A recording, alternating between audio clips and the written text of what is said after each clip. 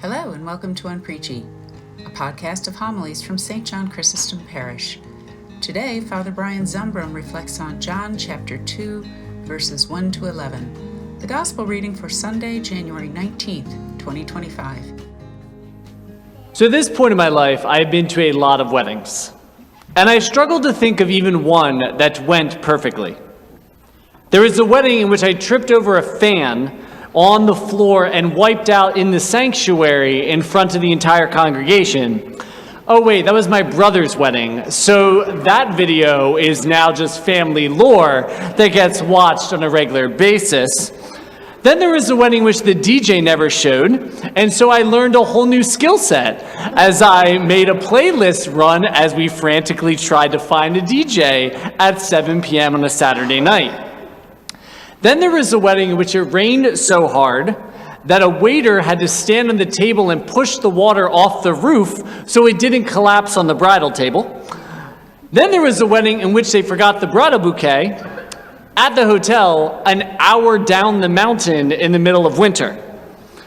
There have been family members who have fallen and have needed to be helped up. There have been groomsmen who had a little too much to drink and almost knocked over the bridal cake. Also at my brother's wedding. There have been father-in-laws that maybe had to be hooked off of the stage during the reception, table settings that got totally messed up, guests who showed up uninvited. There have been weddings in which we ran out of food, and the one in which the wedding party got stuck in a traffic jam and missed their own cocktail hour at their own wedding. I think it's why I love this gospel. It is so utterly relatable. Despite all the careful planning and all the work, something still goes wrong.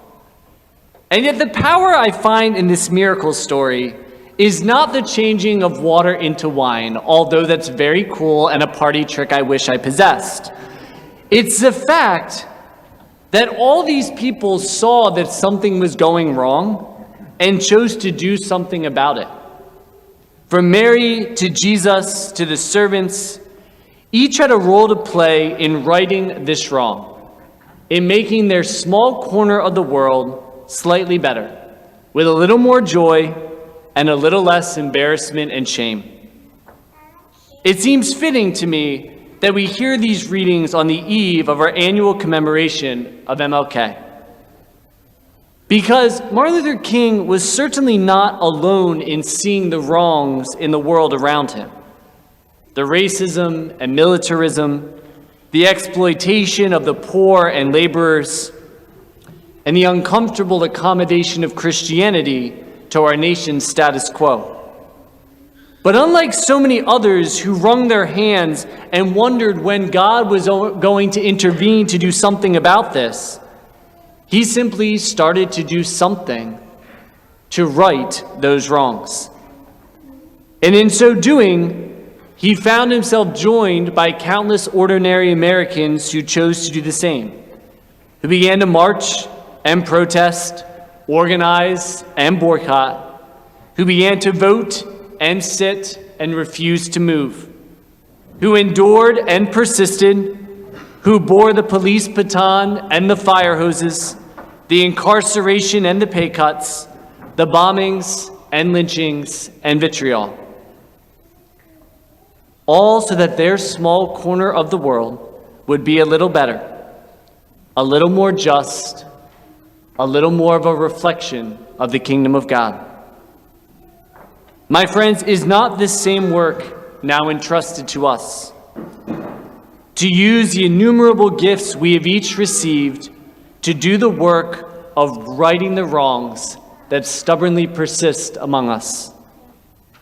The poverty, the homelessness, the persistent racism and sexism and homophobia, the exploitation of the undocumented, the way in which we discard the most vulnerable among us, the violence, the deterioration of our collective mental health, the unraveling of our precious planet, the tidal wave of misinformation, of partisan tribalism, of unfettered rage. It's easy to feel like that couple, powerless before the jars of wine running dry. We too can wring our hands at the state of the world, questioning how we possibly can make a difference in the face of forces that seem so outside our control. Or we can be like Mary, the voice that cries out, "This isn't right. This is not who we are supposed to be. This is not the end of our story." We can be like the servants, getting our hands dirty by doing the work, feeding the hungry, clothing the naked, sheltering the homeless, welcoming the stranger and alien in our midst, breaking the chains of the imprisoned, healing the sick, reconciling enemies, mourning the dead, and caring for the planet Earth. And in so doing, we become like Christ, miraculously transforming the world that we know into the world that God calls it to be. The kingdom of God, the one kingdom in which each and every one of us has our home. May God be praised. Unpreachy is a production of St. John Chrysostom Parish in Wallingford, Pennsylvania.